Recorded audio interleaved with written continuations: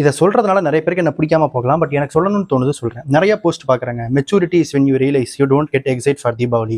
Deepavali is just another normal day இப்படிலாம். இல்லை எனக்கு புரியல.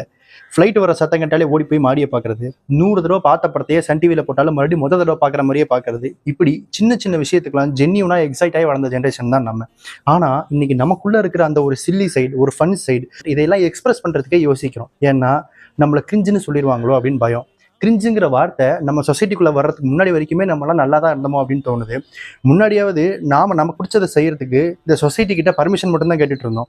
இப்போ சோஷியல் மீடியாவில் வேலிடேஷனும் கேட்க ஆரம்பிச்சிட்டோம். அதனால் ரொம்ப சில்லியாக, சைல்டிஷாக, எல்லாத்துக்கும் ஜென்யூனாக எக்ஸைட் ஆகிறதுலாம் வந்துட்டு கிரிஞ்சு கிடையாது. That's what makes us human. அதே மாதிரி இந்த தீபாவளி கொண்டாடாமல் இருக்கிறது, பர்த்டே கொண்டாடாமல் இருக்கிறது, எதுக்குமே எக்ஸைட் ஆகாமல் இருக்கிறது மெச்சூரிட்டி கிடையாது. அது ஒரு மனநோய். உங்கள் எல்லாருக்கும் ஹாப்பி தீபாவளி. நான் சொன்ன விஷயம் கரெக்ட் அப்படின்னு தோணுச்சுன்னா ஹாப்பி தீபாவளி அப்படின்னு கமெண்ட் பண்ணிட்டு பட்டாசை கொடுத்துங்க. தப்புன்னு தோணுச்சுன்னா கமெண்ட் செக்ஷனில் என்னையை தூக்கி போட்டு கொடுத்துங்க. தேங்க்ஸ் ஃபார் வாட்சிங்.